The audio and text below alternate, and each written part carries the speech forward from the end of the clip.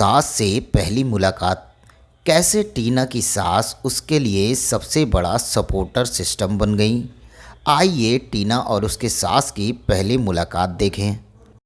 टीना की शादी का दिन तय हो चुका था। उसकी शादी हो रही थी। वह इसे लेकर बेफिक्र नहीं हो सकती थी। टीना ने अपने कैरियर को बनाने के लिए वर्षों मेहनत की थी। वह अब साकार होने वाली थी, लेकिन नहीं, कोई उसकी नहीं सुन रहा था। उसे बताया गया कि वह अब 26 साल की हो रही है और उसे अपना घर बसाना ही होगा। बहुत हो गया कैरियर बनाना। तो टीना इस वक्त एक सुनार की दुकान में अपनी भाभी सास के साथ चुपचाप खड़ी थी।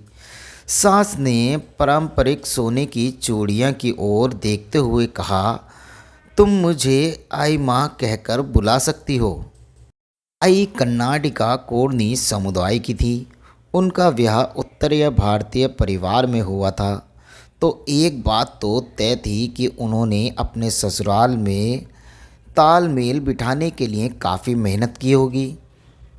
आई एक संभावनी महिला थी, जिसे देखकर यह एहसास होता था कि वह दृढ़ और खुद को श्रेष्ठ समझती थी। जैसे जैसे शादी का दिन नज़दीक आ रहा था, टीना भी खुद को भीतर एक जिद का एहसास करने लगी थी, जो कि उसकी सास की शख्सियत के साथ मेल खाने लगी थी। लेकिन पहली मुलाकात से ही टीना को जो बात असहज कर रही थी, वह ये कि उसकी सास ज़्यादा बातचीत में शामिल नहीं होती थी और कभी कभार ही मुस्कुराती थी। शादी का दिन आ गया और यह दिन पूरी तरह रीति रिवाजों और लोगों से भरा हुआ था। जब विदाई का वक्त आया तो टीना को यह पता था कि वह अगले ही दिन अपनी माँ के घर लौट आएगी। यह एक ऐसे व्यक्ति से शादी करने का सुख था जो उसके घर से केवल 1 किलोमीटर की दूरी पर ही रहता था। जब टीना ने अपने नए घर की चौखट लांघी तो एक अनजाने डर ने उसे घेर लिया। उसे उसके ससुराल वाले रिश्तेदारों ने घेर लिया और उसे एक ऐसी भाषा सुनाई दी जो उसने कभी सुनी और समझी नहीं थी। एक वयस्क और परिपक्व महिला होने के बावजूद टीना वहां से भागकर किसी कोने में बच्चे की तरह छुप जाना चाहती थी।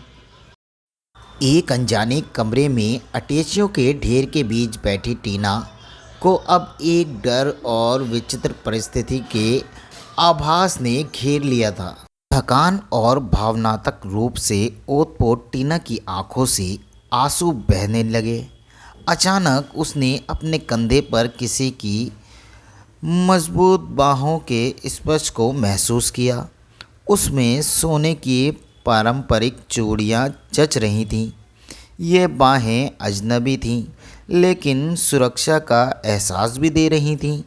इसी एहसास से वह सवत आई से लिपट गई और उनके आंचल में अपना मुंह छुपा लिया।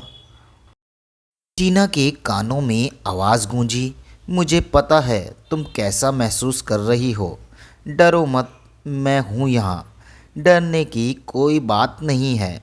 जिसे टीना अपना विरोधी समझ रही थी, वह अचानक ही उसकी सहयोगी बन गई थी। सही मायने में आज टीना की उसकी सास के साथ पहली मुलाकात थी और ये पहली मुलाकात पहली वाली मुलाकात से काफ़ी अलग थी।